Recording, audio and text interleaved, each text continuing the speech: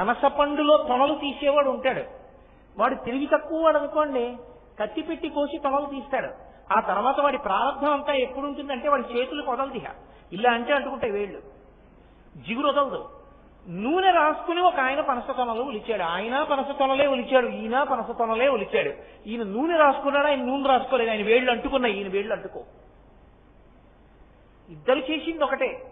పరమేశ్వరానుగ్రహం నాకు ఈ కొడుకను, నిజాయితీగాను పరమేశ్వరానుగ్రహం నాకింత మంచి భార్య, ఈశ్వరానుగ్రహం నాకింత మంచి ఉద్యోగం, పరమేశ్వరానుగ్రహం నేను 4 మాటలు చెప్పుకోగలుగుతున్నాను పరమేశ్వరుడి గురించి, పరమేశ్వరానుగ్రహం నాకు కారు లేకపోయినా నా ఇంటి ముందు కారు పెట్టి నన్ను తీసుకొస్తున్నారు, పరమేశ్వరానుగ్రహం నాకు తిన్నది అరుగుతోంది, పరమేశ్వరానుగ్రహం నా కొడుకు చదువుకున్నాడు. నువ్వు ఎన్ని నాదులైనా పెట్టుకో, అన్ని నాదులకు పునాది ఈశ్వరుణ్ణి పెట్టుకో. కస్తూరికా కుంకుమ చర్చితాయై చితారజ పుంజ విచర్చితాయ కృతస్మరాయై వికృతస్మరాయ నమశివాయై చ నమశివాయ. 2వ శ్లోక ప్రారంభంలో ఉన్నటువంటి మొదటి పాదాన్ని నేను స్పృశించి ఉన్నాను. కస్తూరికా కుంకుమ చర్చితాయై. అమ్మవారు కస్తూరిని బొట్టుగా వాడుతుంది అన్న మాట గురించి మీతో మనవి చేసి ఉన్నాను. పరదేవత మీరు కొంచెం జాగ్రత్తగా గమనిస్తే ఒక విషయం మీకు ద్యోతకమవుతుంది. ఆవిడ వాడేటటువంటి పదార్థములు ఏముంటాయో అవన్నీ అత్యంత సుగంధభరితములై ఉంటాయి. ఆవిడ కస్తూరి బొట్టు పెట్టుకుంటుంది, ఆవిడ పన్నీటితో స్నానం చేస్తుంది, ఆవిడ ఒంటికి అనేకమైన అంగరాగములను అలదుకుంటుంది, ఆవిడ తాంబూల చర్వణం చేస్తుంది. ఆ తాంబూలం కూడా కర్పూర వీటికామోద సమాకర్ష దిగంతరా అంటాడు వ్యాస భగవానుడు. పచ్చ కర్పూరము, యాలుకలు, లవంగములు మొదలైనటువంటి సుగంధభరితములైనటువంటి ఓషధీతత్వమున్న పదార్థములతో కూడినటువంటి తాంబూలాన్ని తల్లి నవ్వులుతున్నప్పుడు వచ్చినటువంటి సువాసనలు దశ దిశల వ్యాపిస్తాయి. అటువంటి సుగంధభరితమైనటువంటి తాంబూల సేవనం చేస్తుంది. ఆవిడ వీణానాదాన్ని వింటూ ఉంటుంది. ఎప్పుడు సరస్వతీదేవి వీణ వాయిస్తే వింటూ తల పంచిస్తూ ఉంటుంది. అటువంటి తల్లి మీరు గమనించినప్పుడు కస్తూరికా కుంకుమ చర్చితాయై. శంకరాచార్యుల వారు ఆ మాట అనడానికి కారణం ఏమి అంటే, కస్తూరి కుంకుమ ఈ 2 కూడా మంగళ ద్రవ్యములు. పసుపు కుంకుమ ఎటువంటివో కస్తూరి కుంకుమ అటువంటివి. కస్తూరి కుంకుమ ఈ 2 శంకరులు ప్రస్తావన చేశారు ఇందులో. ఎందుచేత అంటే నేను నిన్న మీతో మనవి చేశాను, సువాసిని బొట్టు పెట్టుకున్నప్పుడు ఇక్కడ ప్రధానం, ఇక్కడ ప్రధానం, కానీ ఇక్కడ బొట్టు మాత్రం ఎప్పుడూ నిధనం అవ్వకూడదు. ఏదో స్నానం చేసినప్పుడో తప్ప వెంటనే అక్కడ బొట్టు పెట్టేసుకుంటారు. ఎందుకంటే భర్త యొక్క అభ్యున్నతిని నిర్ణయం చేస్తుంది అది లక్ష్మీ స్థానం. ఎందుచేత అంటే కన్యని కన్యాదానం చేసినప్పుడు కేవలం ఒక ఆడపిల్లని దానం చేస్తున్నాను అని దానం చెయ్యరు, లక్ష్మినే దానం చేస్తారు. మరి లక్ష్మిని ఎవరైనా దానం చేసేస్తారా అంటే, ఆమె ఎప్పుడూ నిత్యానపాయని, ఆమె ఆయన కొరకే పుట్టింది. ఆడపిల్ల అతనిని చేరడానికి ఇక్కడ పుట్టింది, ఇక్కడ పుట్టి నా ద్వారా ఆయన్ని చేరుకుంటోంది. కాబట్టి లక్ష్మిని నారాయణునితో చేర్చి నేను అదృష్టవంతుడయ్యాను అన్న భావనతో కన్యాదాత లక్ష్మిగా బుట్టలో కూర్చోబెట్టి తీసుకెడతారంటే పద్మంలో కూర్చుని వెళ్ళాలి తప్ప లక్ష్మికి నడవవలసిన అవసరం ఉండదు. అందుకని పెళ్లి కొడుకు నడుస్తూ వేదిక మీద కెడతాడు, ఆడపిల్లని మాత్రం పద్మంలో కూర్చుని లక్ష్మి వెడుతున్నట్లే భావన చేసి లక్ష్మిగానే వేదిక మీదకి తీసుకెళ్లి లక్ష్మిగానే కన్యాదానం చేస్తారు. అయినప్పుడు ఆమె అతని పాలిట లక్ష్మి, గృహలక్ష్మి. అతని ఐశ్వర్యం కానీ, అతని ఆయుర్దాయం కానీ, అతనిని గ్రహగతులు పీడించకుండా ఉండడం కానీ, అతను కడుపు నిండా అన్నం తినడం కానీ, అతని ఆరోగ్యం కానీ, అతని అభ్యున్నతి కానీ, అతని మనశ్శాంతి కానీ ప్రధానంగా ఆమె చేతనే నిర్ణయింపబడతాయి. అందులో ఇంకా సందేహం ఏమీ లేదు. ఎందుచేత అంటే ఎవ్వరితోనూ అనని మాటలన్నీ పురుషుడు భార్యతోనే అంటాడు.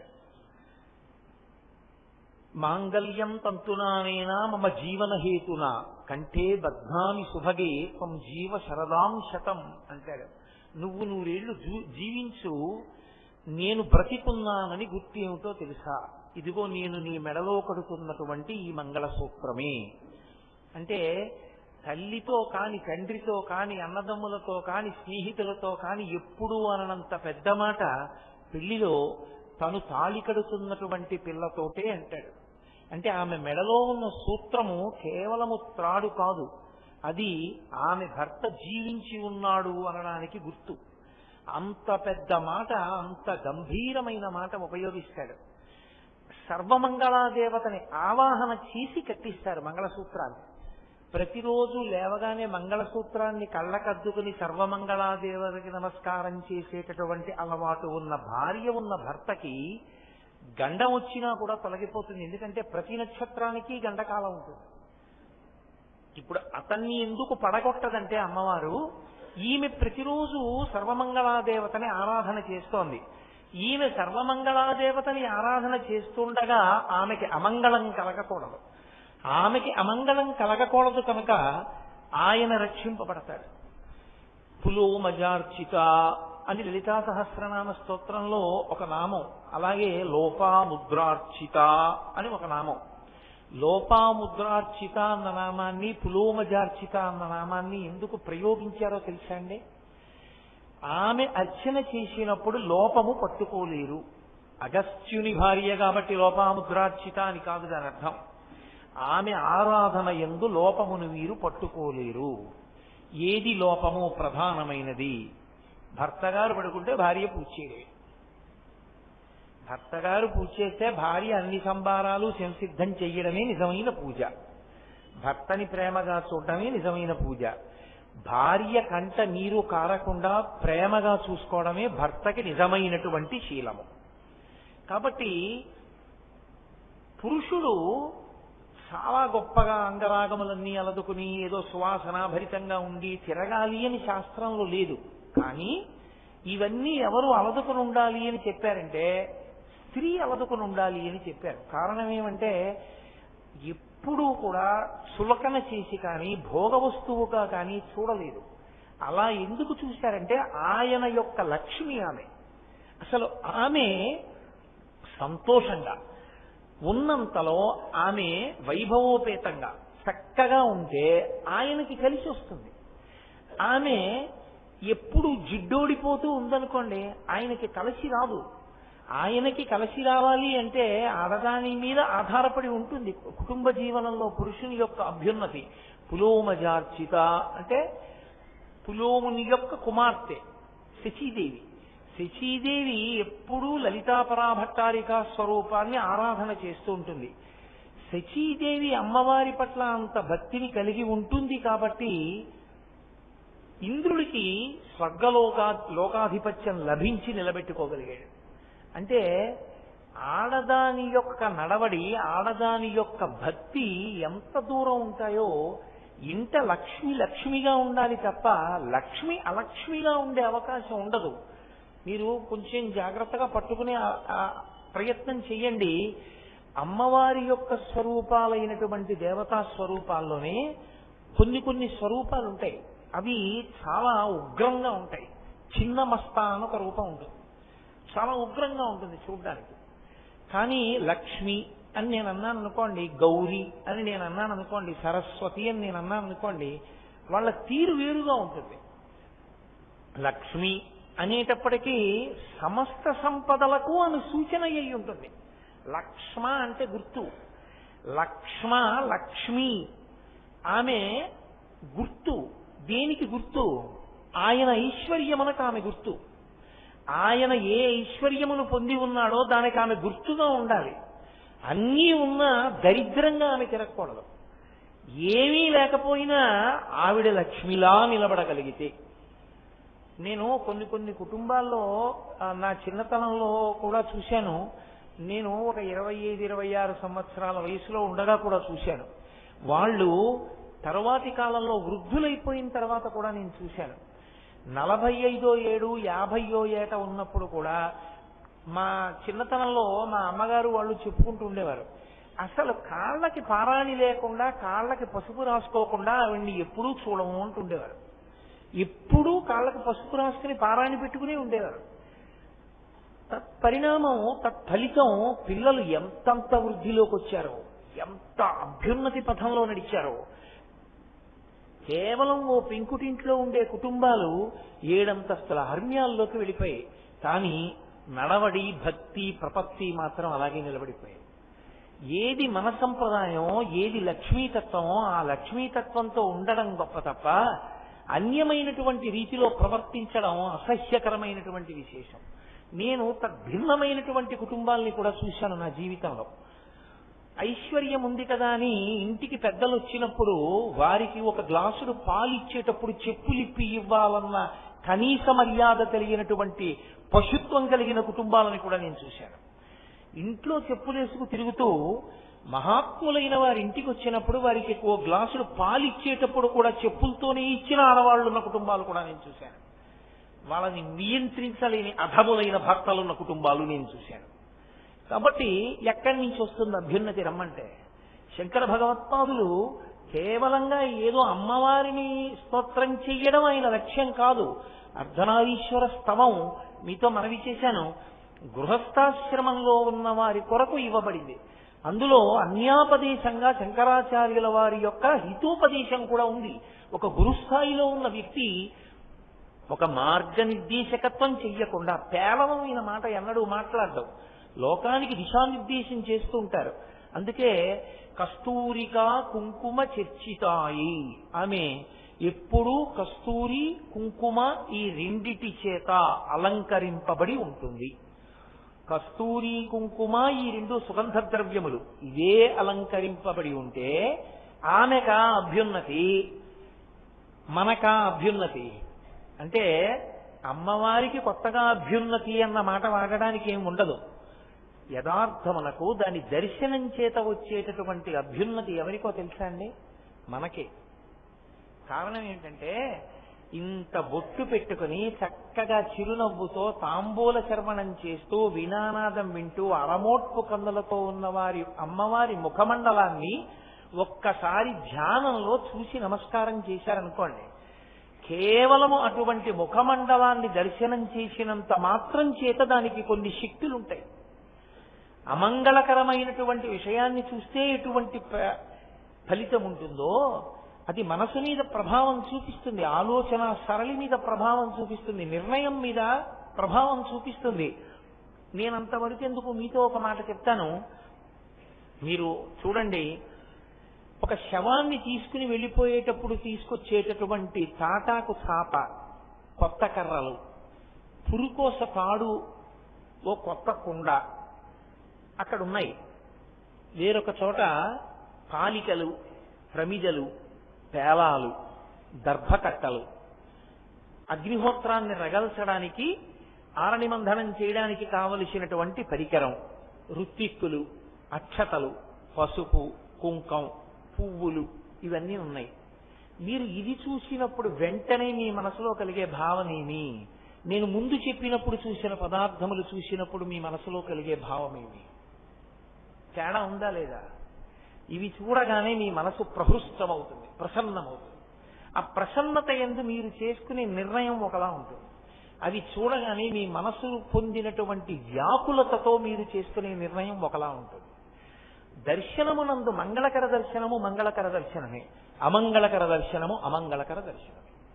కాదు అని మీరు అనలేరు, అది మనసు మీద ప్రభావం చూపించి తీరుతుంది. మీకు అందినంత మేర మనసు మీదే అంత ప్రభావం ఉంటే మీకు అందని శాస్త్ర ప్రయోజనం ఎంత ఉండకపోతే జగద్గురువులు దాని గురించి మాట్లాడుంటారు. అమ్మవారి బొట్టు చూస్తే మనం పెట్టుకునే బొట్టు నిలబడుతుంది. అమ్మవారి కస్తూరి, అమ్మవారి యొక్క పాపట ప్రారంభ స్థానమునందుండేటటువంటి కుంకుమని ధ్యానంలో ఎవరైనా చూస్తే శంకరులు ఒకటే మాట అన్నారు, తనో తుక్షేమం నః అన్నారు. నః అంటే మాకు. అలా ఒక్కడు కుటుంబంలో ధ్యానంలో అమ్మవారు ఇక్కడ పెట్టుకునేటటువంటి కుంకుమని చూసినా, ఆవిడ కబరీబంధం చూసినా, అందులో పువ్వులు చూసినా, పవిత్రమైన హృదయంతో మా అమ్మ అన్న భావనతో చూసేవాడు ఒక్కడి ఇంట్లో ఉంటే ఆ ఇల్లంతా రక్షింపబడుతుంది. అటువంటి వాడు 10 మంది ఒక ఊళ్ళో ఉంటే ఆ ఊరంతా రక్షింపబడుతుంది. కాబట్టి మంగళకర దర్శనము చేత పొందేటటువంటి మంగళత్వము కూడా అలాగే ఉంటుంది. అమ్మవారి ముఖమండలాన్ని చూడడం చేత ఓ నేను అలా ఉండాలన్న భావన ఏర్పడుతుంది. మీరు చూడండి, మీరు వెంకటాచల క్షేత్రానికి వెళ్ళారనుకోండి, ఎవరో అష్టదళ పాద పద్మారాధన సేవ చేసుకుని బయటికి వచ్చి అంతరాలయంలోకి వెళ్ళాం, మొట్టమొదట కూర్చున్నాం గడప దగ్గర 25 నిమిషాలు వెంకటేశ్వర స్వామిని ఆపాదమస్తకం చూశాం. ఇదిగో ఉత్తరీయం ఇచ్చారు పట్టుది, ఉత్తరీయం వేసుకుని బయటికి వచ్చాం. అబ్బాయి ఎంత బాగుందో అని చెప్పుకుంటున్నారు అనుకోండి. మీరు 300 రూపాయల టికెట్ పెట్టుకుని 10 మాటలు దర్శనం చేసినా 300 × 10 3000 రూపాయలు మీరు ఖర్చు పెట్టినా మీరు చేసింది లఘు, అతి లఘు, మహాలఘు, ఎన్ని లఘువులు ఉంటాయో అన్ని లఘువులు ఉంటాయి. కానీ 2500 పెట్టి అష్టదళ పాద పద్మారాధనం కొనుక్కున్నవాడు భార్యతో కలిసి మొదటి గడప దగ్గర కూర్చున్నానంటే మీరేమంటారు? అదేంటంటే మీరు కూడా అలాంటిది ఏమైనా తీసుకుంటే ఎంత బాగుండు, చక్క మనం వచ్చి చేసుకుంటాం కదా అంటారా అనరా? మీ మనస్సు మీద వెంటనే అలా చెయ్యాలన్న భావన ఒకటి వచ్చేసిందా రాలేదా? మీరు నిరంతరం అమ్మవారి ముఖమండలాన్ని అలా దర్శనం చేయడం అలవాటు అయినప్పుడు మీరు అలా ఉందామని మీకు ఎందుకు అనిపించదు? అనిపిస్తుందా అనిపించదా? అనిపించినప్పుడు అమ్మవారి ఐదోతనం, అమ్మవారి ఐశ్వర్యం ఎలా ఉందో అలా మీకు ఉండకుండా ఉంటుందని మీరు ఎందుకు అనుకుంటున్నారు? నేను మజ్జిగ తాగితే కలవ చేస్తే మీరు మజ్జిగ తాగినా కలవ చేస్తుంది, మీకు వేడి నాకు కలవ చేయదుగా. కాబట్టి అమ్మవారి ముఖమండలంలో కస్తూరిని కుంకుమని చూసిన వాడికి ఆమె ఎటువంటి సుమంగళీత్వాన్ని పొంది ఉందో అటువంటి సుమంగళీత్వాన్ని పొంది చక్కగా పిల్లలతో పాపలతో 3 తరాల్ని చూసి ఆరోగ్యంగా భగవత్ సేవ చేస్తూ ఆ తల్లి కట్టి విప్పిన బట్ట తెచ్చి వెయ్యండి రా పసిపిల్లలకి అనిపించుకునేటటువంటి మంగళత్వాన్ని పొందుతారు. ఇది ప్రవహింపచేయడం శంకరాచార్యుల వారి యొక్క ఉద్దేశ్యం. అది చూసి దాన్ని కిందకి ప్రవహింప చెయ్యాలి. పైన ఓవర్ హెడ్ వాటర్ ట్యాంక్ లో నీళ్లున్నాయి, కింద గదిలోకి నీళ్లు రావట్లేదు. ఎక్కడుంది తేడా? పంపు తిప్పలేదు. పంపు ఒకసారి తిప్పారనుకోండి నీళ్లు కారిపోతాయి. మళ్ళీ కట్టకుండా ఉంటే చాలు, విప్పడం నేర్చుకుంటే చాలు నీళ్లు వస్తాయి. మరి ఓవర్ హెడ్ వాటర్ ట్యాంక్ ఖాళీ అయితేనండి, అది ఖాళీ అయ్యే ట్యాంక్ కాదు, అది పూర్ణ పుష్కళ, అది ఎప్పుడూ నిండే ఉంటుంది. కాబట్టి విప్పుకోవడం మీకు రావాలి. ఒకసారి విప్పుకోవడం మీకు రాక ఇబ్బంది పడుతున్నారని శంకరాచార్యుల వారు విప్పి చూపిస్తున్నారు ఆ పంపుని. ఇలా ధ్యానం చేయి అభ్యున్నతిని పొందుతావు. కాబట్టి కస్తూరికా కుంకుమ చిర్చితాయి. నేను మీతో మనవి చేశాను కాబట్టి ఒక్క మాట చెప్తాను. సరస్వతీదేవి యొక్క అనుగ్రహం కలగాలి అంటే అమ్మవారి యొక్క చరణోదకమును ఎవరు తాగుతారో వాళ్ళకే లభిస్తుంది. అమ్మవారి చరణోదకాన్ని తాగాలి అంటే ఎలా ఉంటుంది అమ్మవారి చరణోదకం అంటే మనకి తెలియదని శంకరులు అమ్మవారి పాదములకు ఉండేటటువంటి ఆ అలదుకున్నటువంటి పారాణి యొక్క శక్తి చెప్పారు. నేను ఇదే మీతో మనవి చేసేది. ఆవిడ పారాణి రాసుకుంది, ఆవిడ బొట్టు పెట్టుకుంది అంటే కేవలం ఆవిడ సువాసినిగా నిలబడడానికి కాదు, ఆవిడ అందరికీ ఆ సువాసినిత్వాన్ని ఇవ్వగలదు. అలా చూస్తే ఆవిడ పారాణి పెట్టుకుంటుంది. ఆ పారాణి లౌకికంగా ఎవరిదో కడిగి మీరు నీళ్లు పుచ్చుకున్నారనుకోండి మీకేం ప్రయోజనం ఉంటుందని నేను అనుకోను. ఒక సువాసినియందు పరదేవతని చూసి కాళ్ళు కడిగి తాగితే ఉండే భావన వేరు. కానీ ధ్యానమునందు పరదేవత యొక్క పాదములు కడిగితే వచ్చినటువంటి జలములను తాగినటువంటి వాడు ఎటువంటి స్థితిని పొందుతాడో శంకరుడు చెప్పారు సౌందర్యలహరిలో. కదాకాలే మాత కదయ కలితాలక్తక రసం పిబేయం విద్యార్థి తవ చరణ నివేజన జలం ప్రకృత్యా మూకానామపి చ కవిత కారణతయా కథా దత్తే వాణి ముఖకమల తాంబూల రసతాం అంటారు. సరస్వతీదేవి తాంబూలం వేసుకుని నవలగా నవలగా నవలగా ఆమె యొక్క నోరు ఎర్రగా అయిపోతుంది. తల్లికి ఒక లక్షణం ఉంటుంది. పిల్లలు ఇంకా తాంబూలం వేసుకోవడం తెలియనటువంటి వయసులో అమ్మ తాంబూల చర్వణం చేస్తే దగ్గరికి వెళ్ళి ఇలా అమ్మ నోటి వంక చూస్తారు. అమ్మ ఏంటమ్మా నోరు ఎందుకమ్మా ఎర్రగా ఉంది, నోరు ఎందుకమ్మా ఎర్రగా ఉంది అంటే నేను తాంబూలం వేసుకున్నాను రా అంటుందమ్మ. అయితే నాకు ఈ అమ్మ అంటాడు. వాడికి డెక్కిడుతుంది, వాడు తినలేడు. సున్నం వక్కపొడి ఇవన్నీ ఉన్నది, వాడు తినడానికి సరిపోడు. ఏ తల్లి కూడా లోకంలో పిల్లవాడికి తాంబూలం పెట్టేటప్పుడు నోట్లోంచి ఇలా పిడస తీసి పెట్టదు. అమ్మ తాంబూలపు ముద్ద పిల్లవాడి నోట్లో పెట్టాలంటే నోరు తెరవమని వాడి నోరు దగ్గరికి తీసుకుని నాలుకతో తాంబూలపు ముద్ద నోట్లోకి తోస్తుంది. ఆ తోసినప్పుడు అమ్మ నోటిలో ఉన్నటువంటి లాలాజన సహితమైనటువంటి తాంబూలపు ముద్దే పిల్లవాడు తింటాడు.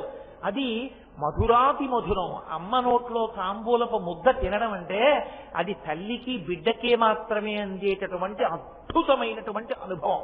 అది ఒక చిన్న వయస్సులో అమ్మ నోట్లోంచి అందించిన తాంబూలపు పిడత తిన్న పిల్లవాడు పొందినటువంటి అనుభూతిని వర్ణించడానికి ఏ కవికి ఉన్నటువంటి శక్తి సరిపోదు. అటువంటిది సరస్వతీదేవి తాంబూల చర్వణం చేసినప్పుడు వచ్చినటువంటి ఎర్రటి ఆవిడ లాలాజనాన్ని స్వీకరించినటువంటి వాడికి ఎటువంటి కవితాశక్తి వస్తుందో, పరదేవత పాదములు కడిగినప్పుడు ఆవిడ పాదములకు ఉన్నటువంటి పారాణి కరిగిన నీళ్లు ఎర్రగా ఉన్నవి 3 మాటలు పుచ్చుకున్న వాడికి అంతే సరస్వతీ కటాక్షం వస్తుంది. అందుకే శంకరులు అన్నారు, అమ్మా పిబేయం విద్యార్థి తవచరణ నిర్ణేజన జలం. నేను విద్యార్థినమ్మా, నేర్చుకుంటున్నవాడినమ్మా, ఎప్పుడు తాగుతానమ్మా నీ చరణోదకాన్ని, నీ చరణములు కడిగినటువంటి జలాన్ని నేను ఎప్పుడు పుచ్చుకుంటానమ్మా అన్నారు. ఎవరు? శంకర భగవత్పాదులంతటి వారు. అంటే అమ్మవారి పాదములకు అలదినటువంటి పారాణికంత శక్తి సరస్వతి కటాక్షాన్ని ఇస్తుంది. అమ్మవారి కుంకుమకు అంత శక్తి, అమ్మవారి కస్తూరికంత శక్తి, ఆ సువాసనకంత శక్తి. అందుకే ఇప్పటికీ మంచి ఉపాసన తత్పరులైనటువంటి వారు పూజ చేసినటువంటి గదిలో సువాసనలు వస్తాయి. నేను పైకి చెప్పడం నాకు ఇష్టం లేదు, కానీ నేను ఒక పర్యాయం అటువంటి అనుభవాన్ని జీవితంలో పొందా. ఒక మహాత్ములు వచ్చి అమ్మవారిని ఆరాధన చేసుకుని వెళ్ళారు ఒక గదిలో. వెడితే ఆ ఇంటి యజమాని ఆ మరునాడు నన్ను పిలిచాడు. ఏమండి గది ఏమిటండి ఇంత సువాసన వస్తోంది చూడండి అని అడిగాడు. అడిగితే నేను ఆ గదిలోకి వెళ్ళి చూసి ఆశ్చర్యపోయాను. అదే సెంట్లు అవి రాసుకునే వ్యక్తి కాడైనా అపారమైన సువాసన. ఏమిటి సువాసన అన్నది నేను చెప్పలేక మా గురువు గారిని ప్రార్థన చేశాను. అయ్యా గురువుగారు ఒక్కసారి రండి, ఈ గది ఎందుకు ఇంత వాసన వస్తోంది. గురువుగారు వచ్చి చూసి ఓ పెద్ద నవ్వు నవ్వి అన్నారు, నాయన నిన్నను వచ్చి కూర్చుని ఉండి వెళ్ళినవాడు సామాన్యుడా, మహానుభావుడు, గొప్ప ఉపాసన బలం ఉన్నవాడు. ఆయన ఇక్కడ పడుకున్నారు, పూజ చేశారు. ఆయన ఉండి వెళ్ళిన చోట పరదేవత ఉండి వెడుతుంది. ఆయన ఉపాసన బలం అటువంటిది, ఆయనతో పాటు నడుస్తుంది ఆవిడ. కాబట్టి పరదేవత నిలబడి వెళ్ళింది. ఆవిడ సువాసనలు ఎలా పోతాయి అంత తొందరగా? పోవు. నేను చెప్తున్నాను రా, ఒక మండలం ఉంటాయి ఇక్కడి వాసనలు అన్నారు ఆయన. ఖచ్చితంగా 42 రోజుల పైచిలకు ఆ సువాసన ఉండి తర్వాత గదిలో ఆ వాసన తనంత తాను పోయింది. పరదేవత అంటే పరదేవతే. అందుకే శంకర భగవత్పాదులు ఒక్క మాట చెప్పారంటే ప్రతిరోజు ఈ స్తోత్రం చదువుకోండి అన్నారు గృహస్థాశ్రమంలో ఉన్న వాళ్ళని. కస్తూరికా కుంకుమ చర్చితాయై. ఆవిడ కుంకం బొట్టు పెట్టుకున్నట్టు నువ్వు ఊహించినా చాలు, ఆ బొట్టు నువ్వు అలా అనుకుని చదివినా చాలు, భర్త 10 కాలాలు హాయిగా సంతోషంగా ఉంటాడు. అంతకన్నా ఏ ఆడది లోకంలో ఇంకేం కోరుకుంటుంది?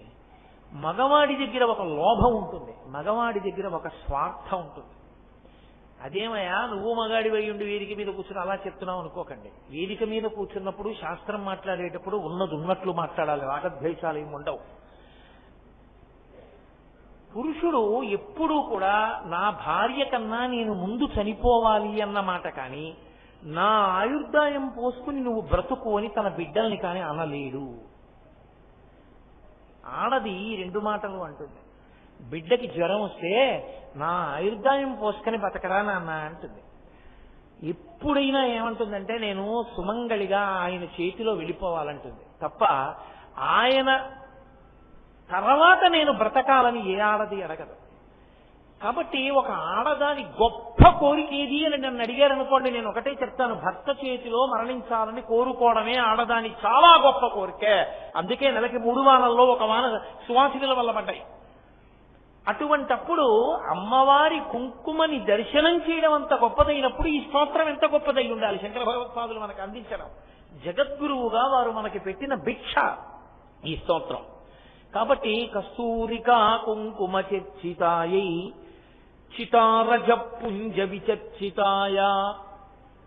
శంకరులు అంటున్నారు, నాకు ఏమిటంటే అయ్యయ్యో రే నువ్వు ఇది వదిలేసావు నువ్వు ఇది చెప్పట్లేదని బెంగగా ఉంటుంది. అవన్నీ చెప్తే ఎలా అవుతుందిరా ఈ స్తోత్రం 7 రోజుల్లో అని బెంగగా ఉంటుంది, నలుగుతూ ఉంటాను మధ్యలో. కాబట్టి దాన్ని అక్కడతో విడిచిపెట్టి చితారజ పుంజ విచర్చితాయ, అమ్మవారి విషయంలో కుంకుమ కస్తూరి చెప్పారు. పరమశివుడి విషయంలో ఆయనేం రాసుకుంటాడు ఒంటికి? చితారజ పుంజ. అది శంకరుల యొక్క కవిత్వం అంటే అలా ఉంటుంది, శంకరుల స్తోత్రాలంటే అలా ఉంటాయి. ఏదో భస్మ అనలేదు ఆయన, చితారజ పుంజ. పుంజ అంటే కొంచెం ఎక్కువగా తీసుకొచ్చి పెట్టినటువంటి రాశి. చితారజ, రజ అంటే ధూళి. చితి అంటే శవదహనం చేసేటటువంటి వేది. ఆ శవాన్ని దహనం చేసినప్పుడు వచ్చినటువంటి బూదిని కొంత కుప్ప తీసుకొచ్చి అక్కడ పెడితే దాన్ని ఆయన ఒంటికి అలదుకుంటాడు. ఏదో పూజలో పూజ చేసుకునే ముందు నేను పెట్టినట్టు పెట్టుకోడు విభూతి, భస్మోద్ధూళిత సర్వాంగం అని ఒళ్ళంతా రాసుకుంటాడు ఆయన. అది ఆయన రాసుకుంటాడు ఒంటికి. నాకు తెలుసు మీకు వెంటనే ఇప్పుడు ఒక మాట మనసులో స్ఫురిస్తుంది. ఏమిటంటే ఆవిడ అంత గొప్పగా ఉంటుందన్నారు, సువాసనలు అన్నారు, కస్తూరి అన్నారు, పన్నీర్ అన్నారు, కుంకం అన్నారు, పారాయణ అన్నారు, కర్పూర తాంబూలం అన్నారు, ఈయనేమో చితిలో ఉండేటటువంటి బూది పూసుకుంటాడంటున్నారు. ఈ రెండు ఎలా కలుస్తాయి? ఈ ఇద్దరూ అంత గొప్ప దంపతులు ఎలా అయ్యారు? అది జరిగి మాకు వర్ధనారీశ్వర స్తోత్రం వల్ల అనుకూల దాంపత్యం ఎలా సిద్ధిస్తుంది అని అనుమానం వస్తుంది. కాదు, దాని తత్వాన్ని తెలుసుకుంటే ఓ ఇంతటి మహానుభావుడా అని అర్థమవుతుంది. పరమశివుడు భస్మ అలదుకుంటాడు. ఆయనకి ఒక పేరుంది మహాభస్మ.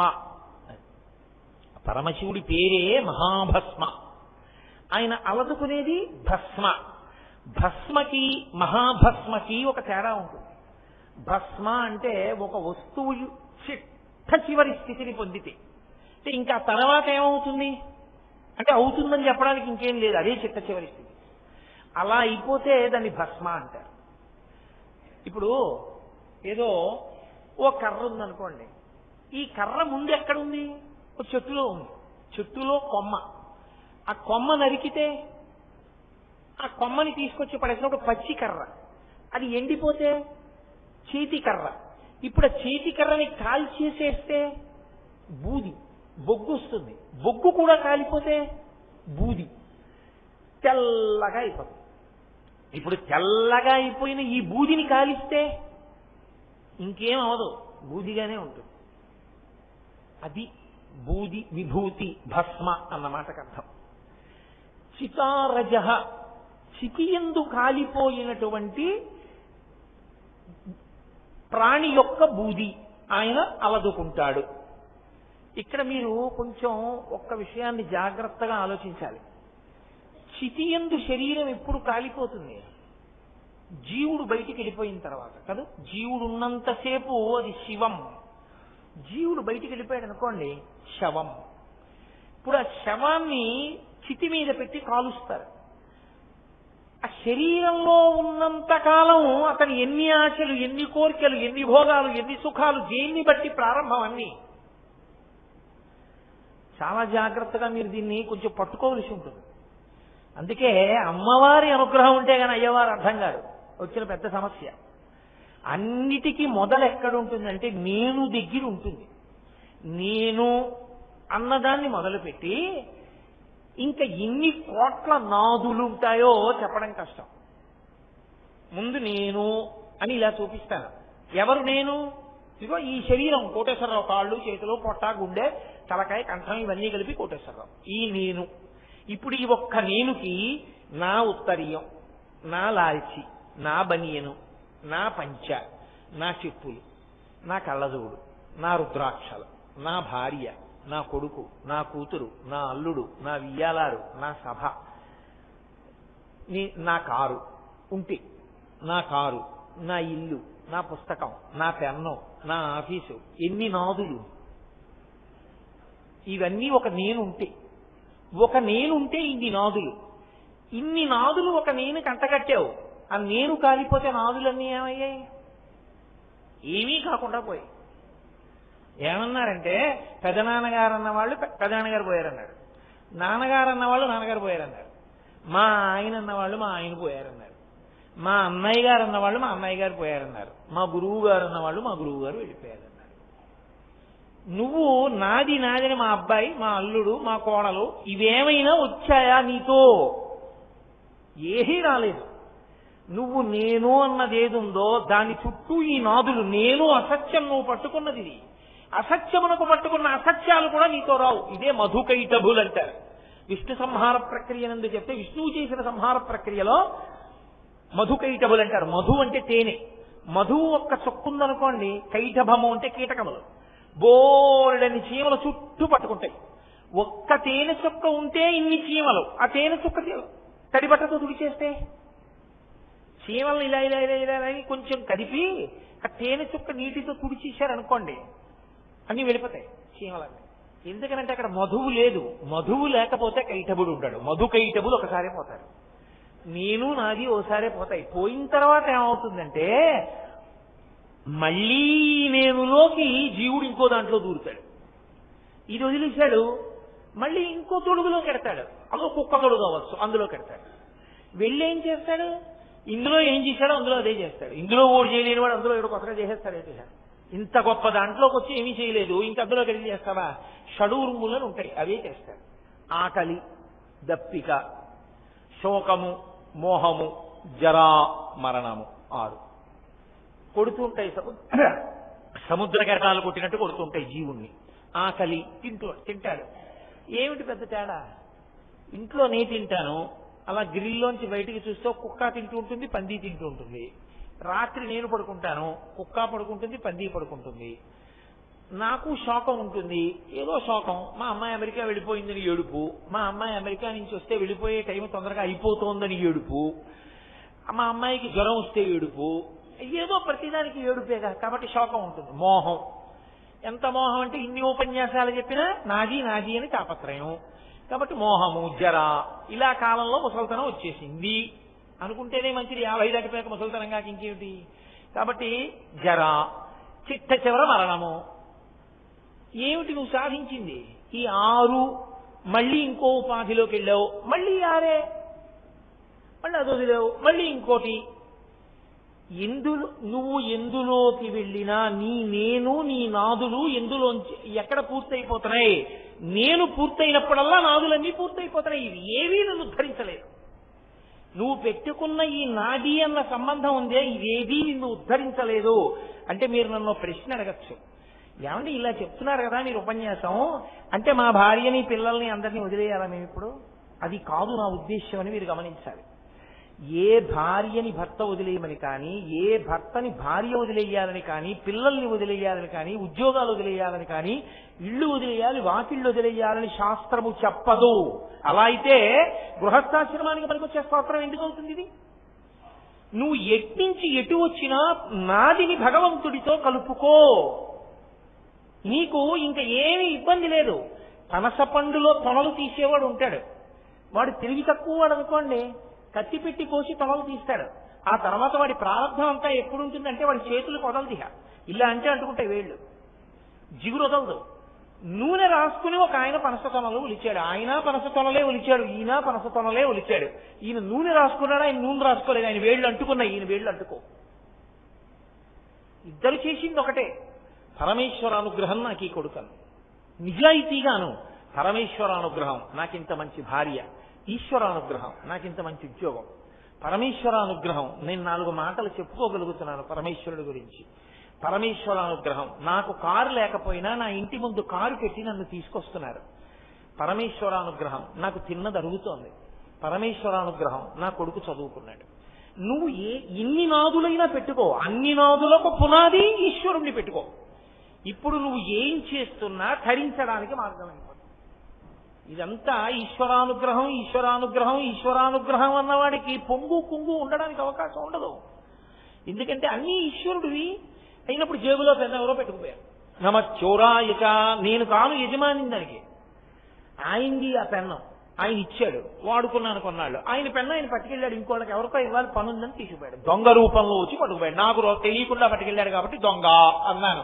కానీ నమ చోరాయచ, పరమేశ్వరుడు ఆయన వస్తువు ఆయన దొంగ రూపంలో వచ్చి పట్టుకెళ్ళాడు. ఇప్పుడు నీకేమైనా పొంగుందా కొంగుందా? మహాత్ముడు కావడానికి సాధన అలాగే పెడుతుంది. కాబట్టి నాదులు నేను నాది ఇవి ఈశ్వరుడితో ముడిపడ్డాయి అనుకోండి, వాడు తరించిపోతాడు. తాడు తిప్పడంలో ఉంటుందండి. మీరు మనిషిని నించోపెట్టి ఇలా తిప్పేశారనుకోండి, తాడు కట్టేశారు, ఇలా తిప్పేశారనుకోండి, విప్పేశారు. 2 సార్లు చెయ్యే తిప్పింది, 2 సార్లు తాడే తిప్పింది. ఒకలా తిప్పితే కట్టారు, వ్యతిరేక దిశలో తిప్పితే విప్పారు. అసత్యమైన నేనుకి అసత్యమైన నాదులతో పెట్టుకున్న సంబంధం ఎందుకు పనికి రాకుండా పోతుంది. పునర్జన్మకి హీనోపాధులలోకి పోతాడు. పరమేశ్వరుణ్ణి ప్రాతిపదికగా నేను నాదితో కలిపిన వాడు అభ్యున్నతి పదంలోకి వెళ్ళిపోతాడు. నిత్యనుంది, ఎక్కడం రాక దిగడమే వచ్చింది ఒకడికి, వాడు ఎప్పుడూ మేడెక్కడ. నిత్యనుంది, ఎక్కడమే వచ్చిన వాడు ఉన్నాడు, వాడు మేడ మీదే ఉంటాడు కాదు. కాబట్టి ఇది తెలియకపోవడం వల్ల నువ్వేమైపోతున్నావో తెలుసా? ఇప్పుడు ఎలా బూది అయిపోయావో అలాగే ఎన్ని కోట్ల జన్మలలోనో బూదిగా అవుతూనే ఉన్నావు. ఎన్ని కోట్ల జన్మల్లో శరీరాలు వదిలిపెట్టావో. అలయక సొలయక వేసక నొలయక కరి మకరితోడ నుద్దండత రాత్రులు సంధ్యలు దివసంబులు సలిపెన్ పోరొక్క 1000 సంవత్సరములు అంటారు పోతన గారు గజేంద్ర మోక్షణంలో. రాత్రి పగలు అసుర సంధ్య వేళ ఎప్పుడు వదిలిపెట్టేశాడో శరీరాన్ని. ఎన్నిసార్లు మృత్యువుతో పోరాటం చేశావో. మళ్ళీ నాది నాది అంటూనే ఉన్నావు, మళ్ళీ పట్టుకుంటూనే ఉన్నావు, మళ్ళీ వదిలిపెడుతూనే ఉన్నావు. ఇప్పుడు పరమేశ్వరుడు విభూతి రాసుకోవడము, భస్మ రాసుకోవడము అన్న మాటకు అర్థం ఏమిటో తెలుసా అండి? అన్ని వస్తువులు చిట్ట చివరికి బూదిగానే ఉంటున్నాయి. బూది కన్నా మారడానికి వేరొకటి లేదు, అది సత్యం. ఇది ఎరుకలోకి నీకు వచ్చినటువంటి ఉత్తర క్షణంలో నీకు పిచ్చి వ్యామోహం తగ్గిపోతాయి. 2, దాని పేరు భస్మ. భస్మ అంటే భగవంతుణ్ణి స్మరించకుండా ఎప్పుడూ నాది నాది నేను నాది నేను అనుకుని స్మరించడంలో పాడయ్యావు. భస్మని ధారణ చేస్తే, అంటే ఎలా పడితే అలా ధారణ చేయకూడదు. భస్మ ధారణకి ఒక పద్ధతి ఉంటుంది. ఎడం చేతిలో విభూతి వేసుకుని నీళ్లు పోసుకుని మంత్రం చెప్పి ఆ మంత్రంతో ఉన్నటువంటి విభూతిని ఈ 2 వేళ్లతో బొటన వేళ్లతో అలది ఈ 2 వేళ్లతో ఈ కొస నుంచి ఈ కొస వరకు వచ్చి కణత దాటకుండా వేళ్లాపి బొటన వేళ్ళని మధ్యలో పెట్టి ఇటువైపుకి రావాలి. వస్తే అది శాస్త్రీయమైన భస్మధారణా విధానం అని పేరు దానికి. కాబట్టి ఇప్పుడు అలా భస్మని ధరించిన వాడికి ఏమవుతుంది అంటే, ఆజ్ఞాచక్రం నుంచి అది వెళ్ళింది కాబట్టి దాని వలన మనసు ఒక విషయాన్ని గుర్తులోకి తెచ్చుకుంటుంది. భా అంటే భగవంతుణ్ణి, స్మ అంటే స్మరణలోకి తెస్తుంది. అది కాలక్రమంలో నీకు అలవాటు చేస్తుంది. నీ మనసు భగవంతుడితో ముడిపడడాన్ని నేర్చుకుంటుంది. అలా ముడిపడడం నేర్చుకున్న ఉత్తర క్షణంలో నువ్వు తరించిపోయావంతే. నువ్వు కొత్తగా చేయడానికి ఏముండదు. నువ్వు చెయ్యవలసిందల్లా నీ ఆలోచన విధానంలో కించిత్ మార్పు రావాలి. అందుకే వాంగ్మయం అంతా ఎవరికి, ప్రవచనములన్నీ ఎవరికి అంటే కేవలం మనుష్య ప్రాణికే. మిగిలినవి విని అనుష్ఠించి అభ్యున్నతిని పొందలేవు. ఒక్క మనుష్య ప్రాణి విని పాటించి అభ్యున్నతిని పొందుతాడు. కాబట్టి ఆ మలుపు, ఆ మార్పు రావాలి. అదొక్కటి వచ్చిందా తరించిపోయావంతే. కాబట్టి అది భస్మ. మహాభస్మ అని దేన్ని పిలుస్తారు అంటే, అసలు ఈ లోకంలో ఏ వస్తువు మిగలకుండా అన్ని బూది కింద అయిపోయాయి అనుకోండి. ప్రళయతాండవం అని చేస్తాడు పరమేశ్వరుడు. అప్పుడు ఇక మిగలడానికి ఏముండదు, సమస్తము లయమైపోతుంది. అప్పుడు మహాభస్మ కింద నిలబడిపోతుంది. అది పరమశివుడే. ఎందుకో తెలుసా అండి? భస్మకి మహదైశ్వర్యమని పేరు. భస్మకి 2 లక్షణాలు ఉంటాయి. సమంత్రకంగా విభూతిని ధారణ చేస్తే అది మీకు గొప్ప రక్షణనిస్తుంది. సమంత్రకంగా భస్మని ధరించిన వాడికి తేజస్సు పెరుగుతుంది. సమంత్రక భస్మధారణం చేసినటువంటి వాడికి ఆయన తేజస్సు భస్మము యొక్క ఆ చిన్నగా ఉండేటటువంటి ఆ కణములలోకి ప్రసరణమును పొంది ఆయన అనుగ్రహం ఆ విభూతి కణముల ద్వారా ఇతరులకు వెడుతుంది కూడా. మీకు నేను ఒక ఉదాహరణ చెప్పాలంటే, కంచికామకోటి పీఠాధిపత్యం వహించినటువంటి మహాపురుషులు ప్రాతస్మరణీయులు చంద్రశేఖరేంద్ర సరస్వతి మహాస్వామి వారికి ఒక కుటుంబం అంతేవాసిత్వాన్ని పొందింది. ఆయనకి షష్ఠి పూర్తి చేద్దాం అనుకున్నారు కొడుకులు. ఆ తండ్రికి పరమాచార్య స్వామి వారి అంతేవాసిత్వం పొందినటువంటి కుటుంబంలో ఉన్నటువంటి తండ్రికి. కానీ తల్లిగారు హాస్పిటల్లో చేరారు. ఇంకా షష్ఠి పూర్తి దగ్గరికి వస్తోంది, ఇక ఆవిడ బతకరు అని డాక్టర్లు చెప్పేశారు. ఒకప్పుడైతే ఇంకా ఆవిడ ఇంచుమించు చనిపోయారని చెప్పారు. కొడుక్కి గురువు గారి మీద నమ్మకం, పరమాచార్య స్వామి వారి మీద. అదిగో మహానుభావుడు ఆయన గబగబా విమానం ఎక్కి వెళ్ళారు. పరమాచార్య స్వామి వారు ఎక్కడున్నారు అంటే ఆయన ఎప్పుడు సంచారంలో ఉండేవారు. ఎక్కడో పల్లెటూరులో ఉన్నారన్నారు. విమానం దిగి కారులో వెళ్ళి ఆ పల్లెటూరు వెళ్ళారు. ఆయన అప్పటికి సాయంకాలం వేళ చంద్రమౌళీశ్వరార్చన పూర్తి చేశారు. ఈ అబ్బాయి వెళ్ళి చెప్పాడు, అయ్యా మా అమ్మగారు హాస్పిటల్లో ఉన్నారు, ఇంచుమించు చనిపోయినట్టు. డాక్టర్లు చెప్పేశారు, కానీ మా నాన్నగారికి షష్ఠి పూర్తి చెయ్యాలనుకుంటున్నాం, అమ్మ బ్రతకాలి, మిమ్మల్నే నమ్ముకున్నాం, నీ కొరకు వచ్చానన్నారు. విన్నారు. అలాగా అన్నారు. శిష్యుణ్ణి పిలిచి లేత అరిటాకు పట్టుకురా అన్నారు. అరిటాకు పట్టుకొస్తే అక్కడ పెట్టారు. పరమాచార్య స్వామి వారు దాని మీద నించుని ఒక 4 మాటలు గింటారు. ఇలాగ ఆయన ఒంటికి అలదుకున్నటువంటి భస్మ అందులో పడింది ఆకులో. దాన్ని జాగ్రత్తగా పొట్లం కట్టి అతనికి అన్నారు. పొట్లం కట్టి ఇచ్చారు. నువ్వు వెళ్ళి మీ అమ్మగారి నోట్లో లేస్తారు అన్నారు.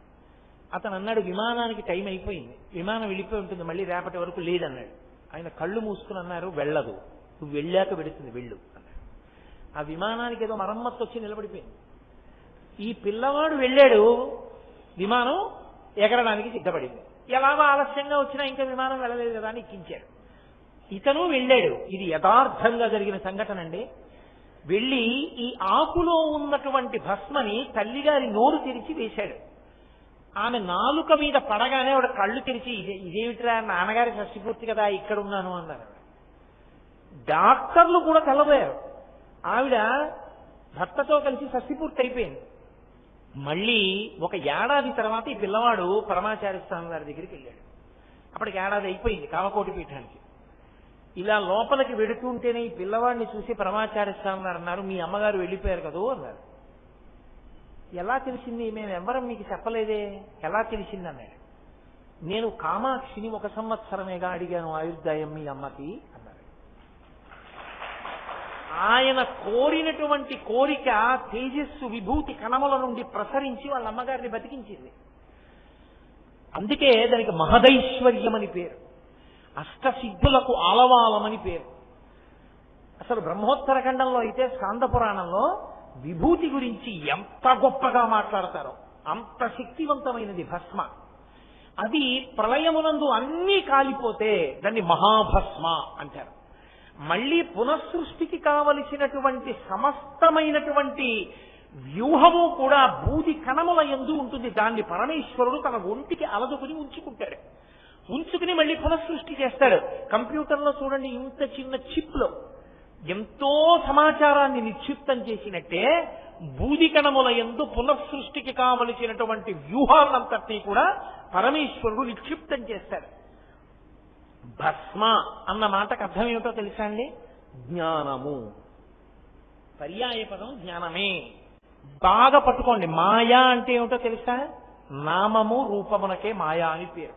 నేను నామం చెప్తే మీకు రూపం తెలుస్తుంది, నేను రూపం చెప్తే మీకు నామం తెలుస్తుంది.